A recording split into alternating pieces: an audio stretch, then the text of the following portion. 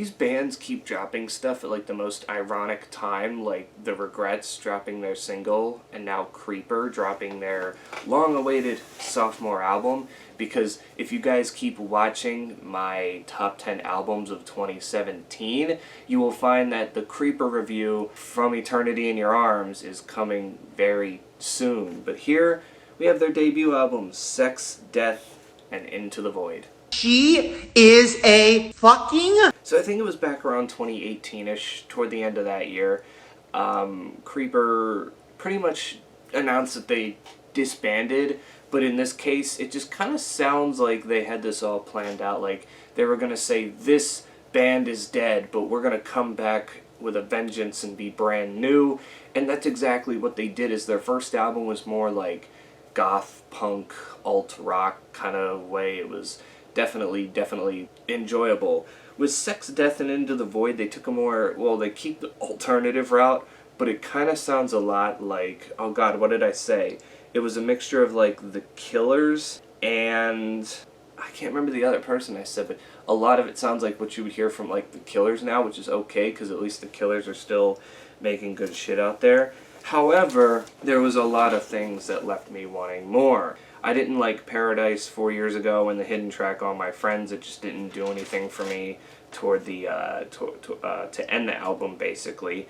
And then we have Hannah Hermione. She did do lead vocals on 4 years ago. She is like what you would call the band's secret weapon. Like, a lot of people would just credit the main guy for doing everything, and you know, it's kind of like how I view Meg White in the White Stripes, where without some of the drumming on the songs, they wouldn't be as memorable if it was just Jack White, and people argue with me that all the time, but Meg White was the ultimate secret weapon, and that's kind of what this is here with Hannah Hermione. She is the ultimate secret weapon in this band. Without her, some of the songs would just sound plain and uninteresting in some sort of ways. I did find songs like Cyanide, Annabelle, and Poisoned Heart okay. They just didn't necessarily do that much, and I feel like the choruses on those songs were definitely there was really no hooks to really go off of. Now, my favorites, Be My End and Born Cold, were the first two tracks on the album, and they definitely do their job. I didn't count the interludes on here, so if you don't see those, I'm sorry. Those were just some weird, like, why did they need those? But, you know, those songs are great. Thorns of Love, Napalm Girls, and Black Moon were also nice.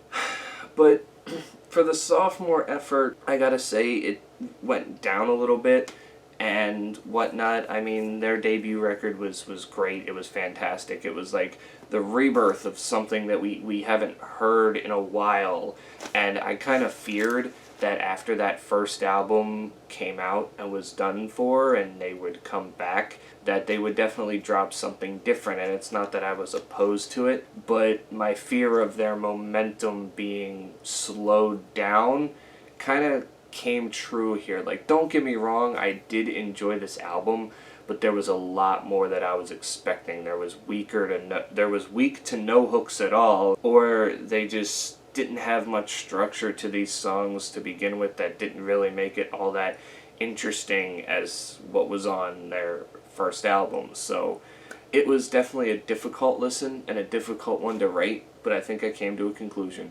She is a fucking... So after sitting and thinking, out of enjoyment, how much did I enjoy this record? It was definitely a good one, but I think the highest rating I can give this, and basically the lowest rating I could give this record, is a 6 out of 10. I was definitely expecting a lot more and got a little less. It's not necessarily the change that threw me off.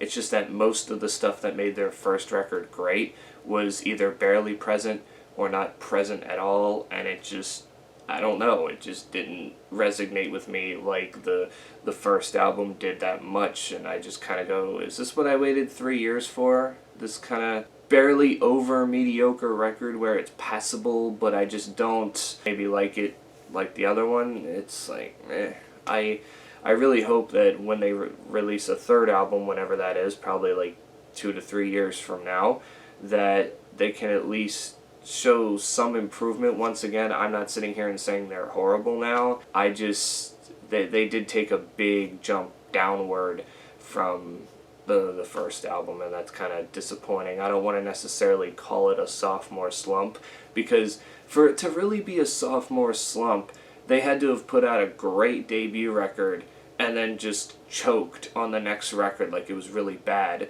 This isn't necessarily that. It's kind of like how I viewed the Regrets, from Feel Your Feelings Full to How Do You Love. Sure, I don't like their sophomore album as much as their debut, and it was kind of underwhelming, but it was still passable, which doesn't necessarily make it a sophomore slump. It just makes it more disappointing than others. So yeah, I think I gave it a fair rating.